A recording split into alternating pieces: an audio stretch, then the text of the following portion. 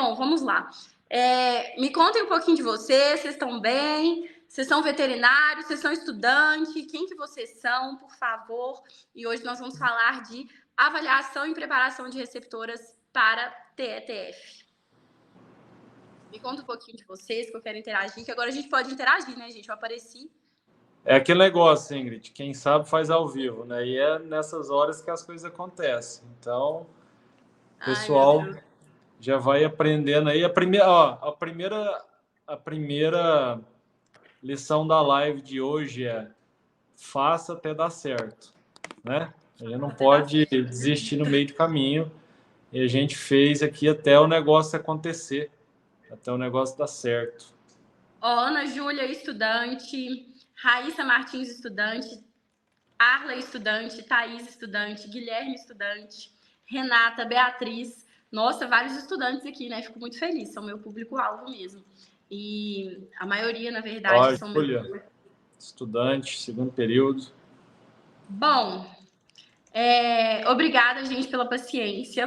E agora vamos, de fato, para a nossa aula, né? Eu preparei uma aula super legal para vocês sobre avaliação e preparação, tá até escrito errado aí, de receptoras de TETF. Eu acho que quando eu enviei, mudou tudo, mudou até a fonte. Mudou o formato. Mudou. Mas não tem problema. Bora pra frente. Vocês sabem que agora eu tô treinando transferir embrião, né, gente? Então, assim, tô super por dentro do que é uma avaliação bem feita, o que ela interfere na hora de transferir embrião. E eu vou te contar que é bem complicado quando a pessoa não avalia e não prepara a receptora de forma correta, tá bom? Então, pode passar o slide, Manu. Então, a primeira coisa que eu quero que vocês saibam diferença entre doadora e receptora. O que é uma doadora? É uma fêmea de alto valor genético e de desempenho superior, tá? Então, são aquelas fêmeas que são mais caras, que têm um valor agregado mais alto, aquelas fêmeas que custam 50, 80, 100, 200, 300 mil. Então, elas têm um alto valor genético e têm também desempenho produtivo superior, tá bom? Pode deixar que eu passo aqui, Manu. Bom, para a gente selecionar uma doadora de embriões, a gente preconiza que ela seja sem anomalias, sem defeitos congênitos, ou seja, aqueles defeitos que vão passar de geração em geração, aqueles defeitos que irão passar para suas filhas e seus filhos, e que ela tenha um histórico de fertilidade na transferência de embrião, porque a gente sabe que tem acasalamentos, pode vir da doadora ou pode vir somente do touro, que não forma embriões, né, Ivan Mário? Sim. Exatamente. E às vezes forma, mas ele não emprenha de jeito nenhum, né? Exatamente. Esse é muito normal acontecer na rotina, né? Você tem um embrião, teoricamente ele tem uma morfologia normal e na hora de avaliar o resultado, depois, pós-transferência, cadê? Não tem. Por isso que é importante avaliar os dados e avaliar as doadoras para saber como elas estão performando. Isso. E, bom, geralmente as doadoras têm um alto valor comercial. Quem trabalha com doadoras? Quem está aspirando as doadoras, está aspirando os ócitos. No caso, no nosso quarteto, é o Patrick, que trabalha diretamente com as doadoras, tá bom? Bom, e o que são as receptoras? São aquelas famosas barrigas de aluguel. Então, elas têm um baixo valor comercial, elas não precisam de ser necessariamente vacas caras. Lembrando que eu estou falando de, independente se você estiver trabalhando com leite ou com corte, mas uma das particularidades, quando a gente trabalha em fazendas de leite, é que normalmente as vacas de alto desempenho também podem servir como receptoras, tá? Então, claro que aquela vaca meio sangue, ela pode ser receptora, então não precisa necessariamente de ter um baixo valor comercial, tá? Só no corte, ou então quando você não tem você não vai usar suas vacas de leite lá, suas meio sangue, 3/4, enfim, para receptora, tá? E ela não passa material genético. O material genético é único e exclusivamente da doadora com o touro, tá? Então, a vaca, a receptora, ela vai servir único e exclusivamente para gerar aquele bezerro e criar até o seu desmame. Lembrando que existem fazendas de receptoras que elas nem parem, só faz cesariana, o bezerro sai delas e elas vão e é criado na mamadeira, tá? Mas isso é assim, 1 em 1 milhão. Pessoal, até uma coisa aí para vocês já começarem a pensar, pensando aqui, começa a pensar o que você vai avaliar no conjunto útero-ovário para uma receptora e um conjunto útero-ovário para uma doadora. Começa a pensar nisso e vai respondendo essa pergunta durante a live aqui. Vamos lá. Bom, na avaliação de receptoras, a gente tem que avaliar o quê? Eu não sei se vocês viram o Reels do Faria, que ele postou esses dias. Inclusive, ele postou um hoje também. O que a gente avalia como receptora? Categoria, score corporal, histórico reprodutivo, época do ano e sanidade. O que eu quero dizer com categoria? São vacas solteiras, são vacas paridas, são novilhas, são nulíparas, são primíparas. Qual a categoria dessas vacas? E o que cada categoria interfere? Score corporal. Em relação ao score corporal, o que vocês acham ser melhor? Quem for meu aluno aí do IATF Eficiente vai saber responder essa pergunta.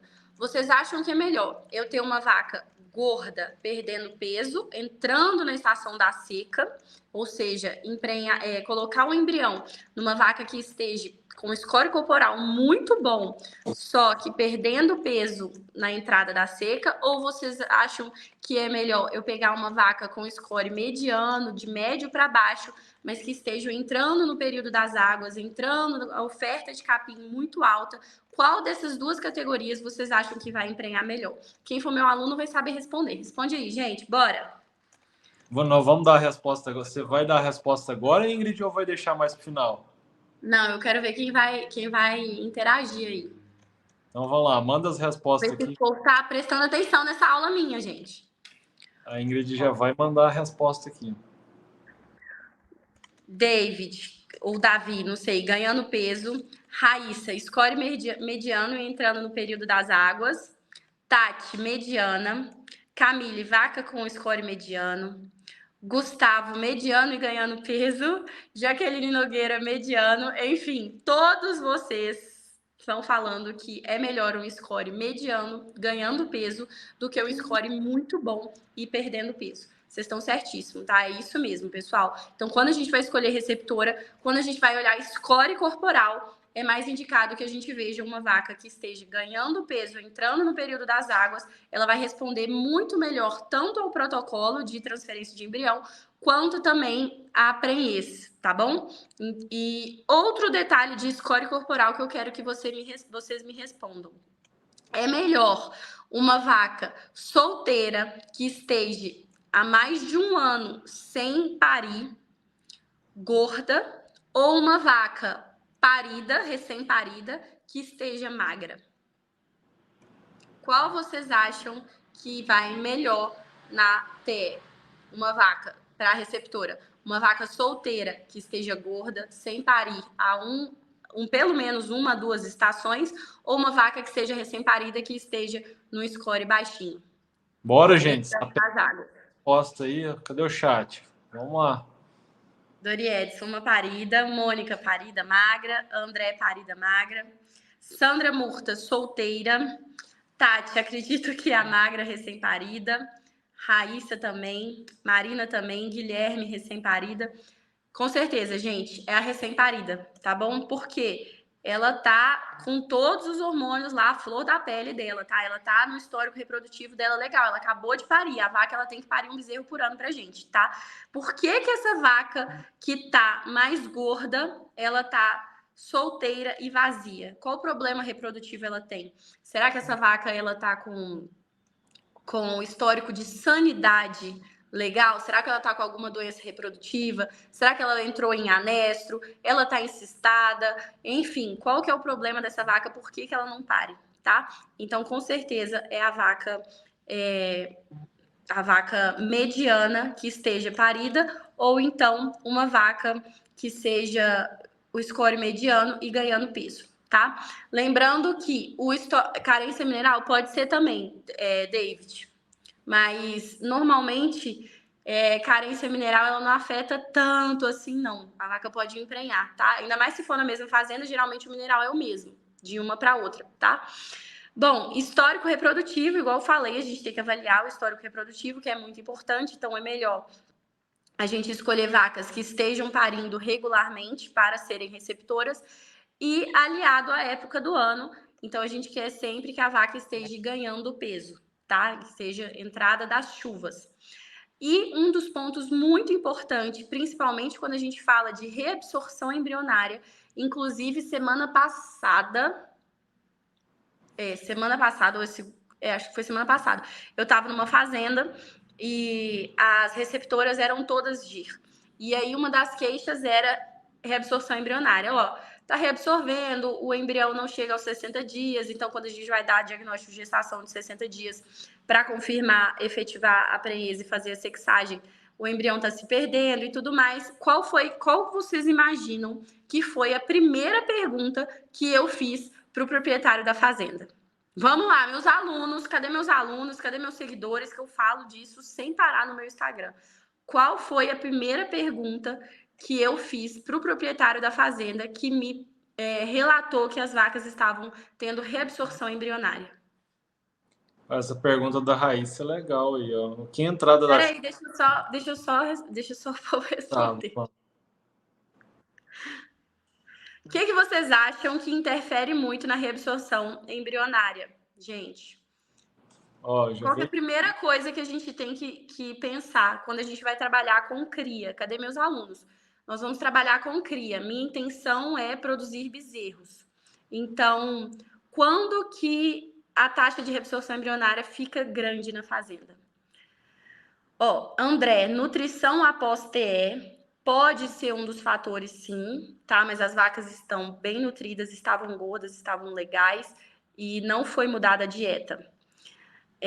Dori Edson, não, cadê? Renata Rabelo, deixa que eu seleciono aqui. Renata Rabelo, nutrição, mesma coisa do André.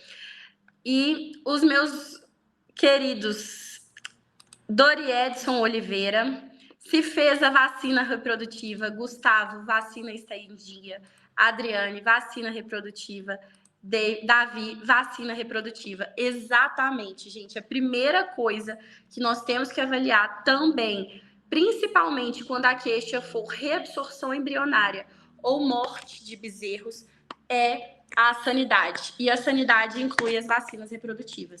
Quais são as vacinas reprodutivas, pessoal? Temos a brucelose, que normalmente todos fazem, isso não é um dos grandes problemas para a gente, mas principalmente leptospirose, BR, BVD, tá? São as principais causas de reabsorção embrionária, aborto, bezerros natimortos, repetição de cio. Então, isso é extremamente importante, tá bom? Sanidade. Ingrid, a sanidade a gente pode dizer que é a base da pirâmide. Na verdade, a base eu coloco como nutrição e genética. Depois entra a sanidade. Sanidade, show de bola. Então, base, nutrição e genética, elas estão aliadas. Antigamente eu colocava nutrição antes, mas não adianta eu ter uma vaca muito bem nutrida se ela vai, uma novilha que vai emprenhar com 4 anos de idade. Da mesma forma, não adianta eu ter uma genética excelente de uma fêmea super precoce se ela não está bem nutrida. Então, antes nutrição, depois sanidade. Show. João. Bom, vacina reprodutiva. Beleza, gente. Quais são as vacinas reprodutivas? Igual eu falei, leptospirose e BR-BVD, tá? Principais causas de reabsorção embrionária. Então, eu fiz essa pergunta para o produtor e ele não faz controle de vacina reprodutiva. Então, provavelmente, essas vacas estão reabsorvendo justamente por causa de leptospirose, BR ou BVD, tá bom? Então, quando você vai trabalhar com cria, se seu rebanho, se sua vontade é produzir bezerros, não tem como você fazer nenhum protocolo, nem de ATF, nem de transfer de embrião, se a sanidade, principalmente da vacina reprodutiva, não tiver em dia, beleza? Próximo slide. Aqui eu coloquei algumas fotos sobre... nossa, a foto tá bem magra aí, né? Aqui alterou mesmo. Bom, Aí tem duas fotos que eu falei para vocês que eu quero que vocês comparem. Não sei se dá para ver aí, mas uma vaca parida magra, mas ela está parida e a gente vê que tem disponibilidade de forragem, e uma vaca solteira gorda. Então, qual dessas vai ter a melhor, provavelmente vai ter a melhor resposta ao protocolo de TETF, vai ser a vaca que está recém-parida, tá bom? Os melhores resultados meus de IATF e de preparação de receptoras para TETF, com certeza, são nas vacas recém-paridas. E eu protocolo lá no Pará, tá? Vaca com score bom. Eu protocolo com pelo menos, na verdade, pelo menos 30 dias de recém-paridas, tá? 30 dias de paridas. 30 dias, 45 e 60 dias. Mas 45 é o auge. Responde muito bem. A vaca aqui pro churrasco. Bom, aqui eu coloquei dois ápices também. Bom, aqui à esquerda nós temos uma novilha de 12 meses com score corporal excelente. Essa novilha tinha 12 meses, quem é meu seguidor acompanhou aí. E aqui ao lado temos uma vaca velha, tá? Então, eu acho que eu não preciso nem te perguntar a vocês, mas com toda certeza vocês sabem que a que vai ter, com certeza, a melhor resposta vai ser a novilha, tá? E essa novilha, gente, ela tava com ovulação muito linda, tava com um CL muito bonito, então, com certeza, ela vai emprenhar, tá bom? Nessa fazenda aí. Já a vaca velha, gente, não adianta, tem idade, o teto dela tá muito grande, o score dela tá muito ruim, ela já é uma vaca de idosa, mais idosa e provavelmente se encontra em anestro, tá? Então vocês avaliem tudo isso. Mesmo se for uma vaca velha, gorda, você tem que avaliar o histórico reprodutivo dela, tá bom? Bom, falando um pouquinho de vacina aqui, que tem muita pergunta de vacina, tem que fazer essas vacinas todo ano? Tem, Mônica. Então você faz uma dose, faz a dose reforço com 21 dias e depois você repete com um ano após a aplicação do reforço, tá bom? Dose reforço de 21 a 30 dias e depois aplicação com um ano, beleza? Qual o período de carência das vacinas reprodutivas antes da inseminação ou transferência? Helena, não tem bem um período de carência, mas é bom que você faça pelo menos 30 dias aí antes do D0 ou 21 dias antes do D0, que aí você já vai promover uma imunidade para esse animal, e no dia do D0, o dia que você for protocolar essas vacas, aí sim você vai fazer a segunda dose. O que não pode, de forma alguma, é fazer a aplicação de qualquer coisa, vermífugo, vacina, enfim, brinco, nada no dia da transferência de embrião, nem no dia da IATF, tá bom? Então, o dia do manejo da transferência de embrião é somente para transferir embrião, nenhum manejo adicional, beleza? Oi, Ingrid. Nesse assunto, é até interessante o que você estava falando alguns dias atrás sobre o Puron, né? A gente vê o pessoal aproveitando muito o manejo para querer fazer Puron no gado, ver carrapato, mosca, e vai lascar o resultado aí. Tem um veterinário, que eu não vou falar quem, ele me mandou assim, ele tem muita experiência também com embrião, mas ele falou o seguinte, vocês lembram, eu não sei se você viu o meu story de ontem, que eu falei sobre o Puron com a base somente de cipermetrina. Eu nunca tive problema em em utilizar esse Puron no dia do D0. Então, já utilizei várias vezes, a gente aproveitava o manejo da vacina, passava o Puron, eu implantava o gado no dia da inseminação artificial, não dava diferença nem na inseminação, nem no DG. Mas era somente a base de cipermetrina.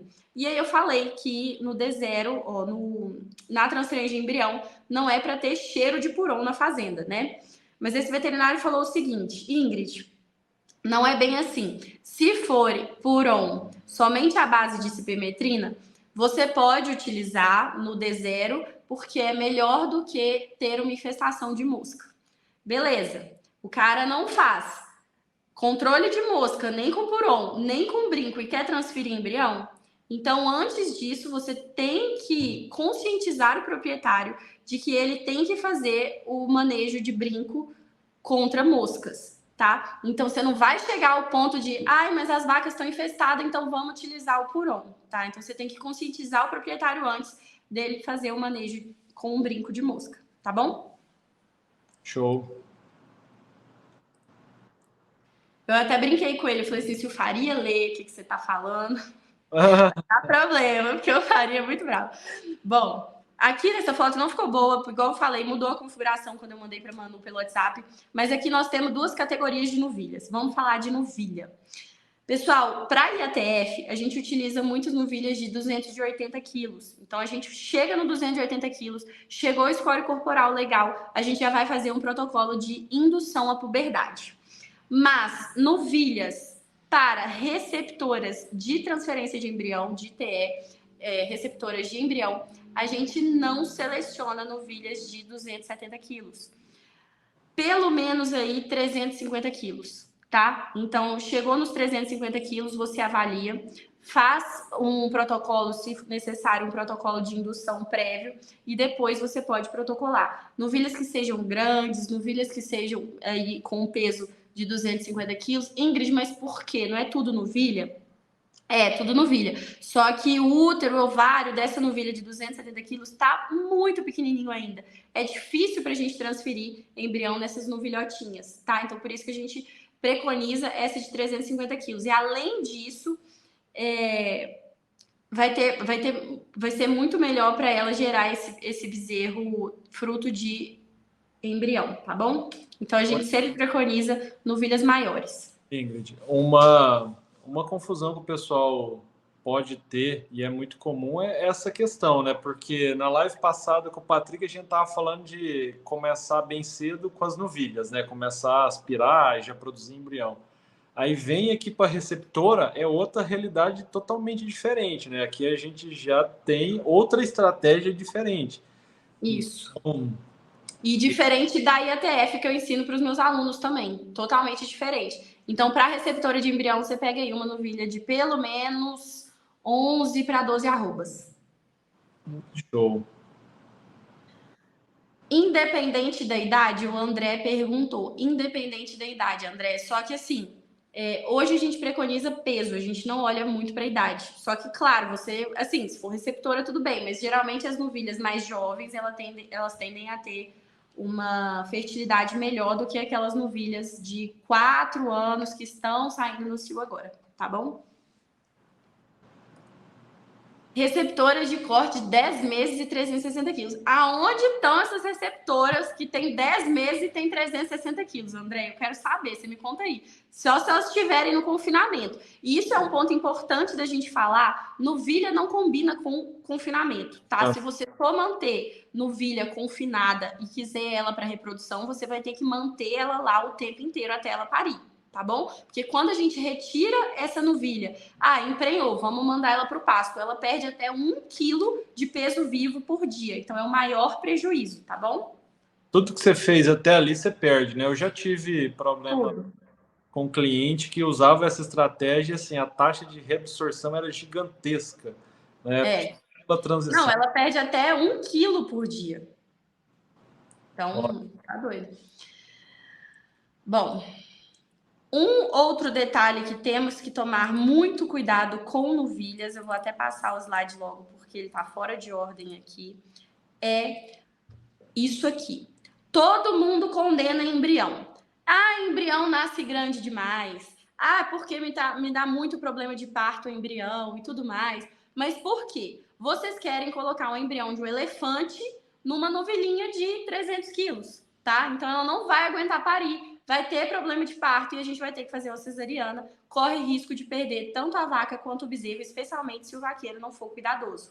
Tá bom? Então, sempre lembrar de preconizar animais frutos de acasalamento de touros e vacas também que produzam bezerros pequenos, tá bom? Foi o que o Arley Junqueira falou aí também. Lembrando que no embrião temos geralmente doadoras grandes e touros grandes também, exatamente. Então, por isso que a gente olha a genética aí, olha as provas de desempenho deles e seleciona animais que vão produzir bezerros pequenos para colocar nessas novilhas, tá bom? Então, não adianta eu querer colocar um embrião Fala uma raça gigante aí, Ivan, que você tá acostumado aí. Holandês em receptor. Não adianta você querer colocar um holandês PO numa vaquinha assim de 300 quilos. Ela pode ter 3 anos que não vai dar certo. Nenhuma gercinha. Então isso aí, tomem cuidado, tá bom? Esse é um dos problemas das novilhas. Bom, uma das outras coisas que a gente tem que preconizar para avaliação de receptoras é habilidade materna. O que inclui a habilidade materna? Produção de leite, fornecimento de leite para o bezerro, aceitação do bezerro, lamber o bezerro, aceitar aquele bezerro e criar até a desmama. Lembrando que na habilidade materna também, entre aqueles bezerros, aquelas vacas, as melhores são aquelas que desmamam bezerros mais pesados, tá bom? Então, o que a gente vai avaliar? Uber e produção de leite, essas coisas. Então, essa novilhinha aqui, Angus, maravilhosa, ter o Uberzinho dela aí bem inserido, os tetos pequenininhos, fáceis do bezerro amamentar, então não é aquele tetão grosso, isso aí entra na habilidade materna, então tem que ter muito cuidado, principalmente naquelas raças como o Hindu Brasil, que tem o teto muito grande, então o bezerro não consegue mamar, tá? Então sempre preconiza, olha o Uber aí dessas vacas que vocês vão escolher, tá? Novilha não tem como a gente olhar. Avaliação ginecológica completa. No dia do D0, você vai avaliar. Essa aí foi uma vaca uma novilha que eu estava avaliando para fazer IATF. E a vulva dela era toda fechada, a gente só tinha um buraquinho para fazer xixi. Então a gente vai avaliar tudo, tá bom? Avalia vulva, depois a gente avalia cérvix, útero e ovário. Pessoal, vocês estão vendo que eu estou transferindo embrião esses dias. E no gado de leite, vocês estão vendo que eu tô mexendo com leite, né, gente? Coisa que geralmente eu não mexo. Não mexia. E as receptoras do gado de leite, Ivan, são as próprias vacas da produção lá. Então, o pessoal não seleciona cérvix. Então, a gente vai transferir embrião, tem cérvix que é assim... Não é nem um S, eu não sei nem explicar, é mais do que um S, sabe? E é muito difícil de transferir. Você vai transferir 20 embriões no dia? Beleza, não tem problema. Agora você vai ser um Faria da vida que vai avaliar 300 receptoras para transferir 270 embriões. Tem condição dessas receptoras terem cérvix torta? Não tem condição. Então, por quê? Você vai demorar 3 vezes mais numa receptora que tem a cérvix torta do que uma receptora que está normal. Acontece muitas vezes da gente avaliar, achar que dá certo e chega no dia da transferência, não dá certo. Por quê? Porque no dia da transferência ela vai estar extremamente fechada e às vezes você pode ter avaliado, ela estava dilatada, em estro e tudo mais, entendeu? Mas muito cuidado, uma outra não tem problema. Mas quando você for preparar receptoras, especialmente gado de corte e que tenha alto volume, você tem que selecionar a cérvix que seja retinha, pelo amor de Jesus Cristo. Vamos avaliar também útero, tonicidade de útero, a gente avalia se tem alguma aderência de ovário, útero, se é como que ele tá, se tem algum problema com infecção uterina, se tem vaca encistada, se ela tá ciclando, tá com o corpo lúteo, tá com o folículo dominante, enfim, tudo isso nós iremos avaliar na receptora. Então, o que uma receptora ela tem que ter? O principal da receptora, histórico reprodutivo aliado à habilidade materna, tá? E aí, vamos entrar no quesito raça de receptoras. Será que tem alguma dessas raças que vocês acham que é melhor como receptora? Gente, me fala aí. Eu aposto que eu sei que vocês vão falar que é a melhor. Porque todo mundo me respondeu isso no Instagram. Mas eu quero ver o que vocês vão falar aí. Manda aí no chat, pessoal. Manda aí, gente. Qual dessas raças é melhor para receptora de embrião? Lembrando que nós temos aí um cruzamento de Jersey com Cindy, que parece uma tucurinha, que é essa primeira aí. Temos uma vaca Cindy, temos uma vaca aí meio cruzada, assim, anelorada com tabapuã. Temos aí uma vaca tabapuã embaixo, uma novilha F1 Angus e uma novilha holandesa.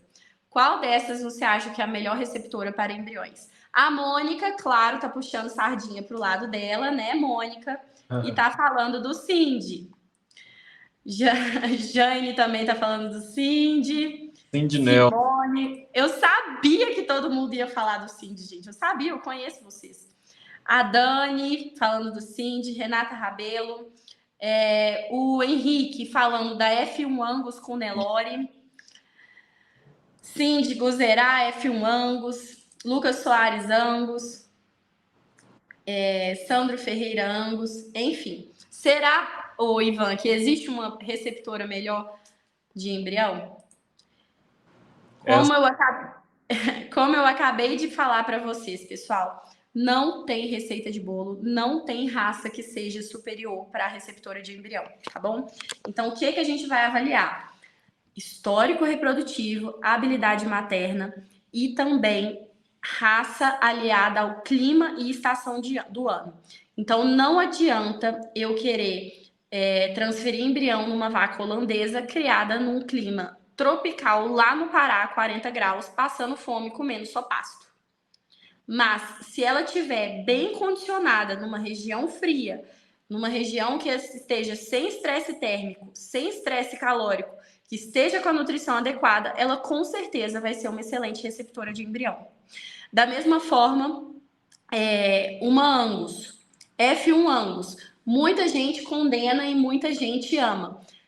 Independente da raça, se ela estiver bem condicionada nutricionalmente e na questão térmica também não esteja passando estresse térmico, ela vai ser muito boa. O que a gente vê de resultado de fertilidade?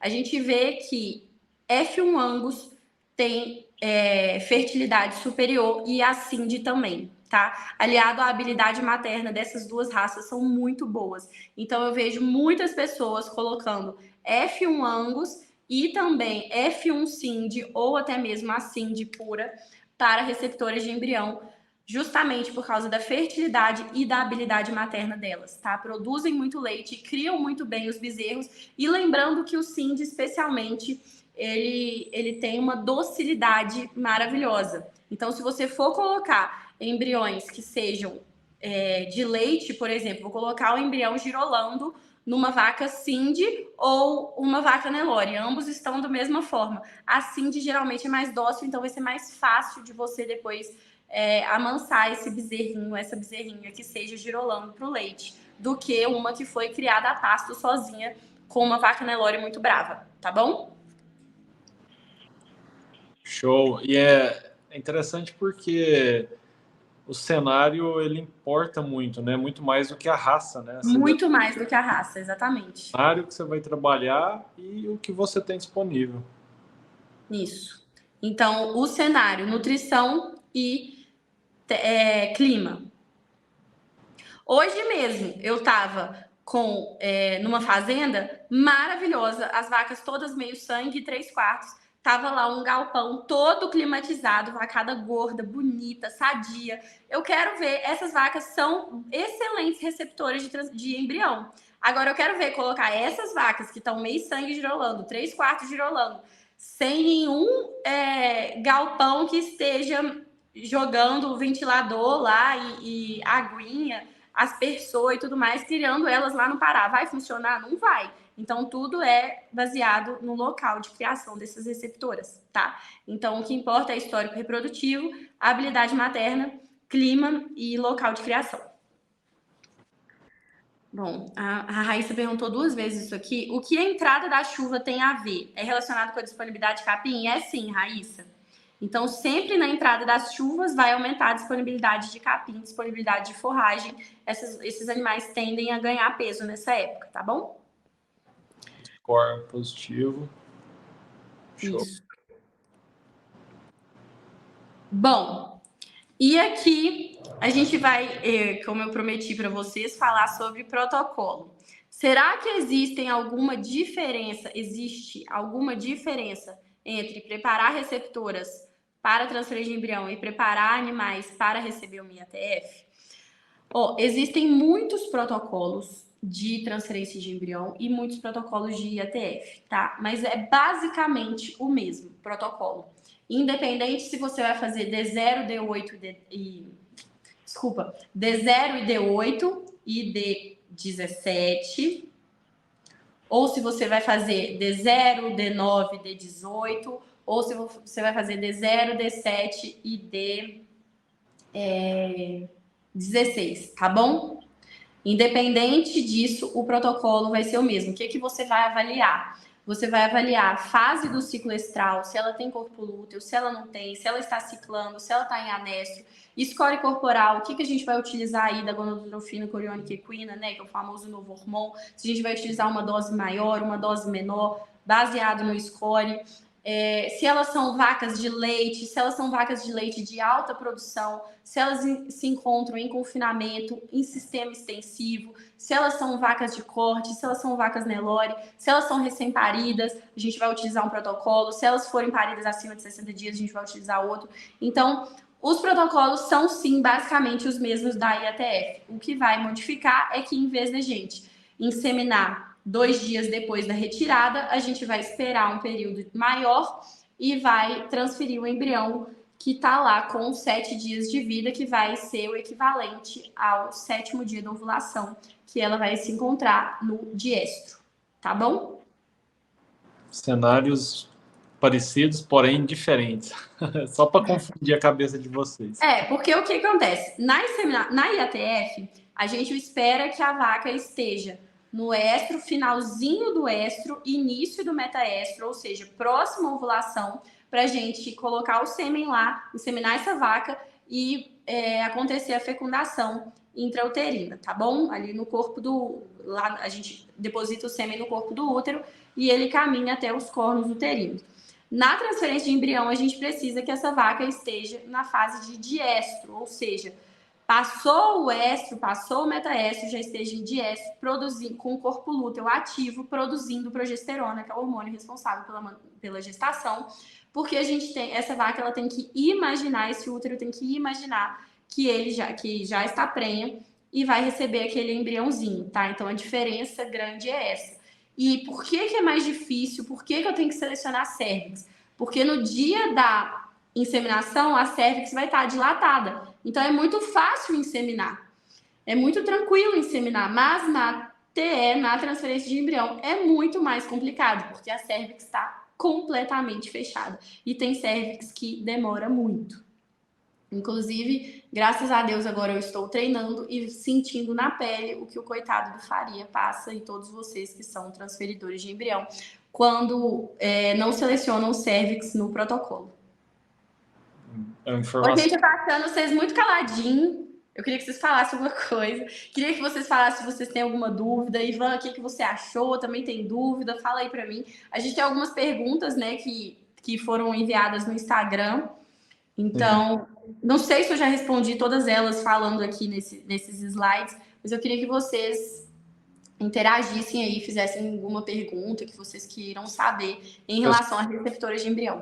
O pessoal fica concentrado e aposto que eles estão anotando as perguntas e vão começar a trazer as perguntas para a gente ir trabalhando elas. Pessoal, quando vocês trabalham com embriões, é um pouco diferente da IATF. Eu gosto sempre de bater na tecla que olha só a quantidade de informação que está rodando, né? Então, além de ser um bom técnico de pôr a mão e fazer bem feito, vocês têm que criar alternativas de se tornar técnicos analíticos, de coletar essas informações, nem que seja numa planilha de papel, né? Vocês vão ter que ir anotando essas informações para lá na frente ter como comparar e identificar os pontos, né? No laboratório, os técnicos que não fazem isso não conseguem entender o cenário que trabalha. Aqui, com receptora, é o mesmo cenário. Então, assim, todas as áreas que envolvem esse universo, porque é um universo, vocês precisam ter acesso a essas informações para identificar aonde está o problema, né? Então, sejam analíticos. É uma dica aqui que eu deixo. A Mônica perguntou se tem que fazer algum protocolo de alimentação antes da transferência de embrião. Mônica, Não, as vacas têm que estar com score corporal bacana, tá? Tem que estar, principalmente se for na entrada das águas aí, que a gente preconiza para fazer transferência de embrião. Lembrando que se você for fornecer alimento para essa vaca engordar e depois parar depois que ela tá prenha, provavelmente ela vai reabsorver esse embrião, tá? Então é melhor não fazer, deixar ela do jeito dela. Ah, Ingrid, eu posso fornecer um sal mineral específico para reprodução 60 dias antes da TE? Pode, tá? Isso aí você pode fazer, sem problema nenhum. Mas mais importante do que isso é o capim de qualidade, sal de qualidade e sanidade, tá bom? Tiago Camargo, uso da progesterona injetável pós-transferência de embrião ajuda no resultado? O Faria, eu acho que até participou de uma pesquisa da Ouro Fino, se eu não me engano, e aí eles colocaram, né, que sim, ajudaria. Mas, na verdade, não faz diferença, tá? Usar progesterona injetável, especialmente se for gado de corte. Porque você vai promover um estresse a mais, levando esses animais para o curral, fazendo uma aplicação, uma injeção lá, estressando esses animais, especialmente porque eu acho que ela acontece 14 dias depois da TE, não sei se é 7 dias ou 14. Então, assim, é um momento super crítico, então não vale a pena, tá? Não tem necessidade de fazer progesterona injetável pós-transferência de embrião. Melhor você deixar elas quietinhas sem passar estresse, porque cortisol vai aumentar o cortisol e não combina com a reprodução. André, qual protocolo você acredita ter um resultado melhor para novilhas? André, na literatura, especialmente quem faz muito esse trabalho com gado de corte é o Dr. Roberto Sartori. E ele atesta pra gente, tá? O Roberto Sartori junto com o Pietro Barucelli, ele atesta pra gente que os protocolos que as novilhas vão melhor são aqueles protocolos mais curtos, tá? De 7 dias de implante, no máximo 8 dias de implante. Por quê? Porque as novilhas, elas tendem a ovular mais cedo, tá? Então a gente retira esse implante mais cedo. Isso para IATF. Tem necessidade de fazer para TETF, que vai acontecer aí 9 dias depois que você retirou o implante? Então, a gente não sabe ao certo se vai ter alguma diferença para a transferência de embrião, mas para a inseminação faz diferença, tá? Usar protocolo mais curto. Oi, Ingrid, uma pergunta. O mercado hoje, eu não sei ao certo o mercado no Brasil hoje, questão de implante. Tem algum implante específico para novilha? Não tem.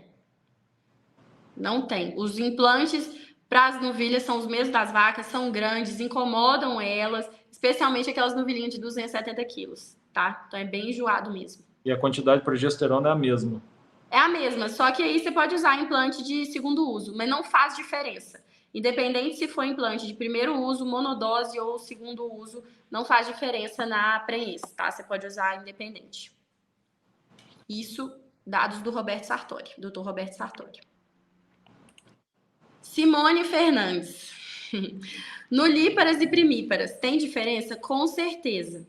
As primíparas, elas tendem a ter resultados inferiores do que as nulíparas, tá? Por quê? Porque são aqueles animais que estão crescendo, amamentando, então a energia delas tá para o crescimento, desenvolvimento ósseo e musculatura, estão amamentando, produzindo leite, e a gente ainda quer que ela empreende de novo e de uma tecnologia que é mais complicada ainda, que é a transferência de embrião, tá? Então aí, nesse caso, a gente vai preconizar as nulíparas, que são as novilhas. Lembrando que aquelas novilhas com pelo menos 350 quilos, 340, 350 quilos, tá bom? Nossa Senhora, sobre a TE em búfalas, quais as diferenças? Adriane, eu nunca trabalhei com búfalo. Eu não sei se o Faria já transferiu em búfalo, eu acho que não também. Então a gente trabalha somente com bovinos. Mas eu sei que útero e ovário são bem menores, cérvix menor, então o desafio é maior, tá bom? Nas búfalas. E lembrando que as búfalas, elas não são poliéstricas não estacionais. Então, elas têm uma estação de monta definida obrigatória, tá? As búfalas, diferente dos bovinos. Em protocolo de receptora com mais de uma categoria animal, Exemplo, multíparas e nulíparas. Eles fazem protocolos diferentes? Depende. Se essas multíparas forem vacas solteiras e estiverem ciclando, e as nulíparas, que são as novilhas, também estiverem ciclando, você vai fazer o mesmo protocolo, tá bom? D0, D8, D17. Inclusive, misturar protocolo no manejo, a chance de erro é muito grande, né? Se você não for muito atento, sim. Então, se as multíparas forem solteiras, vai ser o mesmo protocolo das nulíparas. Se elas tiverem todas com CL, tiverem ciclando, pode fazer o mesmo protocolo. Aplica prostaglandina no D0, benzoato, implante, e aí no D8 você retira, aplica cipionato, gonadotrofina coriônica e uma outra prostaglandina. E retira o implante.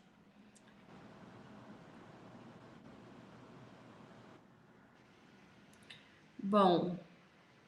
Vamos lá, gente. Manda as perguntas aí que... Não, eu que tô lendo aqui.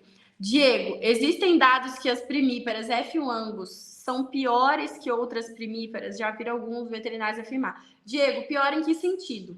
Se for no sentido de fertilidade, não, tá? Elas são muito boas. Eu acho que vai de encontro muito o que você explicou no começo, né? A questão de adaptabilidade, score. Você pegou F1 Angus lá no Pará, que ela vai ter que recuperar. Pode ser que ela vai performar pior do que um Nelore. Isso. Se for essa pergunta, sim, mas eu não entendi, enfim, qual a pergunta dele. Mas ele quer um dado que prove que ela é pior. Mas é o cenário, né?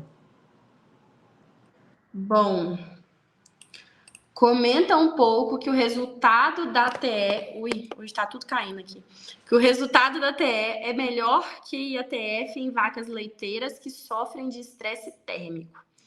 Bom, se for IATF em vaca de estresse térmico, com certeza o resultado da TE em vacas que não sofrem estresse térmico vai ser superior, tá?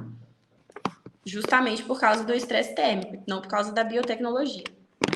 Porque normalmente, na verdade, o último dado mais recente que a gente tem é que a transferência de embrião ela é 10 pontos percentuais menor, inferior do que o resultado da IATF. Mas se você quer comparar uma que tem estresse térmico e a outra que não, com certeza do estresse térmico vai ser prejudicada.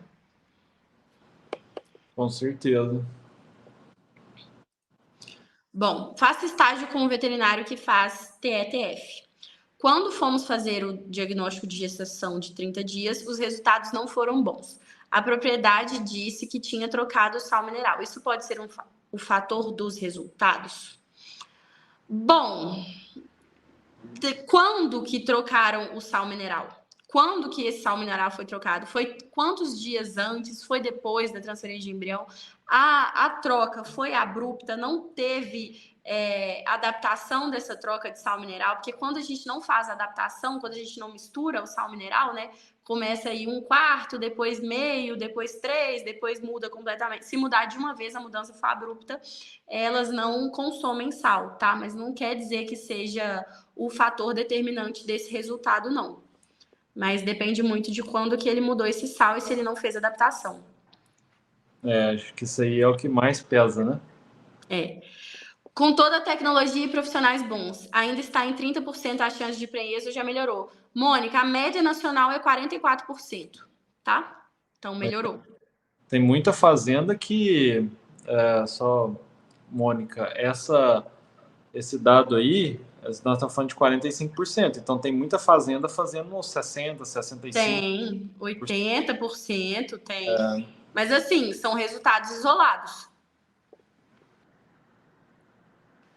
Mesmo fazendo indução nas novilhas, o peso continua sendo fator determinante? Sim, porque se ela não tiver peso, você não pode fazer indução, tá? Ela não vai responder o protocolo de indução se ela não tiver o peso e score corporal para receber, tá bom? Olha, uma pergunta boa. Se a utilização de progesterona injetável pós-transferência de embrião não se demonstra viável, a utilização de MGA seria uma alternativa? Jefferson, seria uma alternativa, mas a gente não tem como mensurar e também não tem como ter uma certeza do consumo do MGA no sal nessas novilhas, tá bom? Então, assim, infelizmente, não você pode pensar em outra coisa aí, é melhor você pensar na sanidade, nutrição, fazer o para casa bem feito do que ficar procurando alternativas para isso, tá? Então, o MGA, especialmente em fazendas grandes, a gente não tem controle do consumo, tá? Então... Ó, eu concordo com o comentário do João aí, hein, turma? Vocês leem o Qual que é comentário. o comentário do João? Inclusive, quem não segue a gente aí, segue a gente lá no Instagram, segue o canal aí e dá o like aí, turma. Eu não tô vendo aqui, mas... Ah, e João. Boa, João. O João é muito polêmico. Você viu o coisa dele hoje? Não, não vi.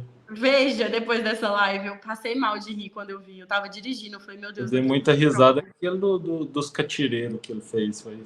Não, o de hoje é pior, o de hoje começa pior. Ah, é? Vai na fé. Bom, Tiago Camargo. Poxa, Ingrid, muitos técnicos questionam a eficácia das prostaglandinas disponíveis no mercado. Acredita que a marca, principalmente desse hormônio, influencia no resultado do protocolo, sem citar marcas? Ai, Tiago, não, porque na verdade todas as prostaglandinas, só uma que não, só o Lutalize que é a molécula diferente, mas o resto é tudo cloprostenol, sabe? Então vai depender se você está usando a dose correta ou não, e se você está fazendo corretamente no protocolo certinho. Então, eu nunca tive problema com prostaglandina, mas na verdade eu sempre usei as marcas que eu sempre usei. Não tem problema em falar em marcas. Globalgen, Zoetis, MSD, Agener e só. O restante das outras marcas eu não tenho costume de usar, tá bom?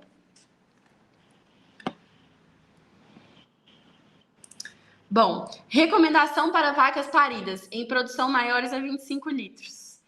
Qual DIB é o recomendado? Vacas Holstein utilizadas como receptoras. Muitas graças. Oh, difícil ler esse comentário. Eu não sei. Se fosse inglês, tudo bem, né? Mas assim, é mais difícil. Mas bom, acima de 25 litros, a gente recomenda utilizar aqueles implantes com maior carga de progesterona, tá? Então, são aqueles implantes, geralmente o DIB, o Cider da Zoetis e o que eu esqueci o nome da Globalgen, que eles têm, acho que se eu não me engano, 4 gramas de progesterona, tá? Então são esses implantes que a gente indica utilizar. Não é bom utilizar implantes de terceiro uso, muito menos quarto uso, tá bom?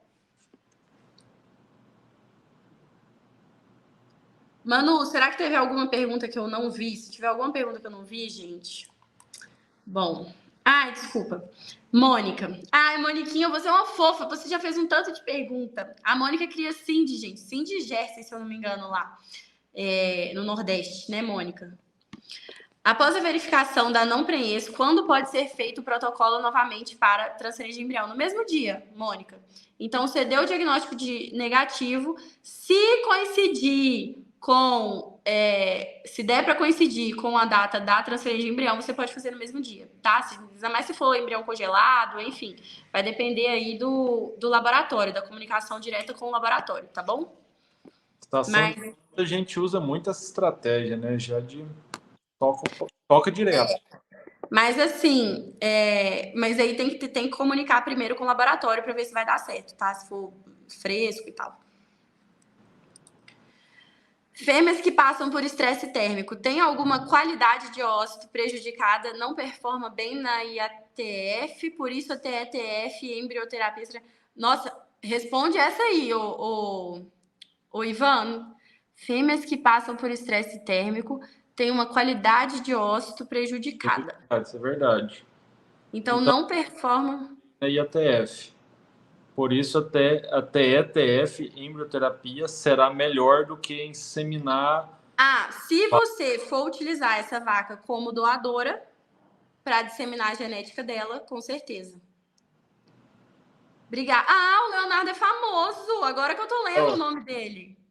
Leonardo, obrigada, viu, pelo prestígio na minha live. Gosto demais do seu conteúdo também, pessoal. Segue lá o Leonardo, tá bom? Mônica é de Teresópolis. Desculpa, Mônica, porque, enfim, né? Tem várias pessoas. Você sabe que eu me confundo. Você, até quantos protocolos é indicado para cada animal? Dani, então, depende muito do animal, porque assim, se for uma vaca de alta produção de leite, você vai insistindo com ela, entendeu? Agora, se for o protocolo de gado de corte, geralmente 3 protocolos, não emprenhou, a gente já manda para o abate, tá bom? 3 a 4. Aqui nos Estados Unidos, né, eles vão, enquanto a vaca estiver lactante, você vai tentando emprenhar ela. Então, você vai fazendo. Aí, na hora que ela secou, se você não emprenhou, você toma a decisão de mandar para o gancho, né? Aí já muda o esquema.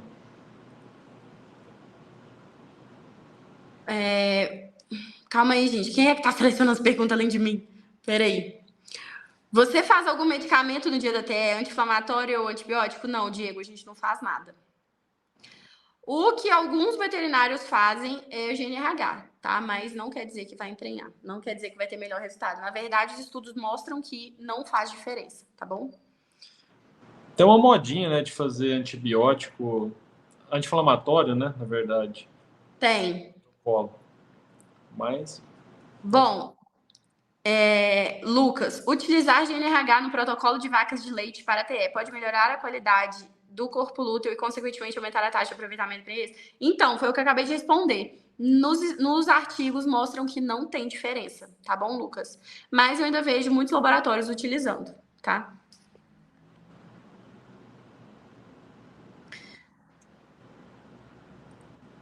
O Leonardo, desculpe, não era uma pergunta, só completei a resposta do teste. Não, tudo bem, é porque eu achei que era uma pergunta, eu não tinha entendido. Mas beleza, obrigada, viu, Leonardo, pelo seu enriquecimento na nossa live, tá? Muito importante. apoio. Muito obrigada. Hã? Eu apoio, né? Obrigado. E apoio, com certeza. Parabéns pelo trabalho, quarteto. Parabéns também, Leonardo. Seu trabalho é fantástico. Concordo, 100%. Uma doadora com 13 meses e 400 quilos. É melhor aspirar primeiro ou emprenhar e depois aspirar? Cadê o Patrick? Sandra Murta. Bom, eu vou falar para emprenhar, né? Uma doadora.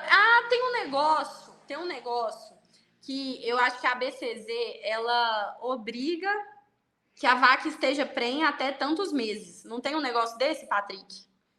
Quem conhece negócio... Hã? Eu não conheço essa.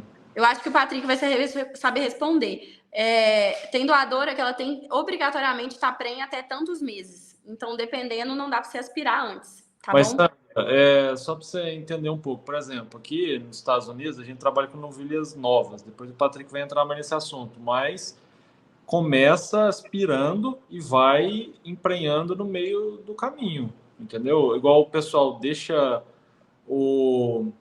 ali o folículo dominante para ela continuar ciclando. Então, assim, vai da estratégia. Você tem que entender muito bem a fisiologia, o processo e montar uma estratégia em cima disso aí.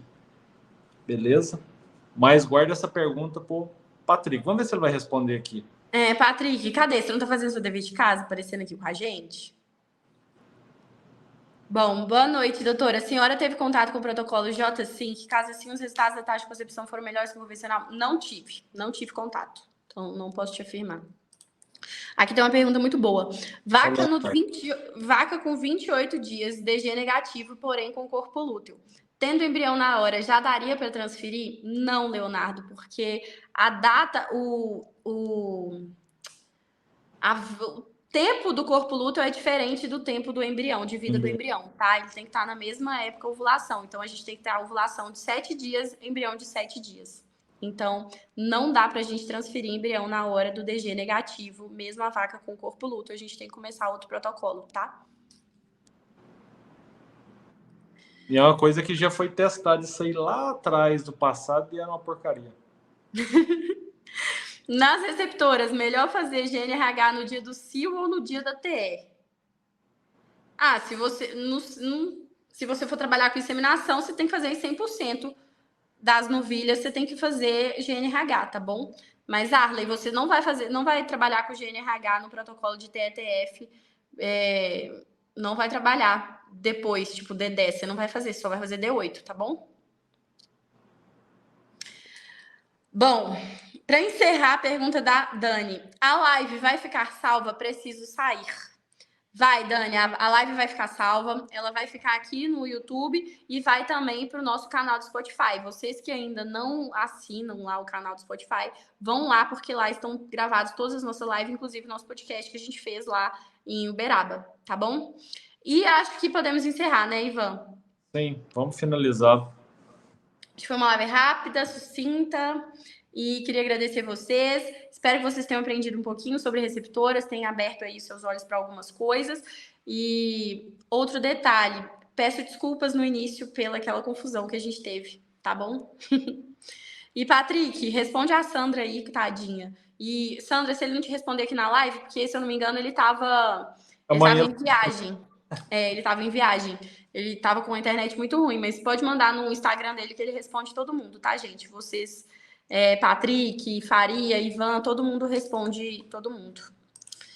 Sim. Bom, muito obrigada, Joilson, Mônica, pelas dúvidas, por ter se mantido na live. Vale do Embrião, muito obrigada. Jane, muito obrigada. Matheus Araújo, muito boa, igual todas. Muito obrigada, gente. Eu que agradeço. Show de bola. Da minha parte, obrigado, pessoal. Feliz de estar aqui com vocês. E vamos lá, vamos junto nessa caminhada, porque tem muita coisa aí para vocês aprenderem e aplicarem no seu dia a dia para você virar um mestre aí nessa área, aprender a trabalhar com o embrião da forma correta. Patrick respondeu a Sandra. Induz e aspira. Depois ele aparece. Então, beijo, gente. Muito obrigada por tudo e até terça que vem. Tchau. Tchau, Ivan. Obrigada.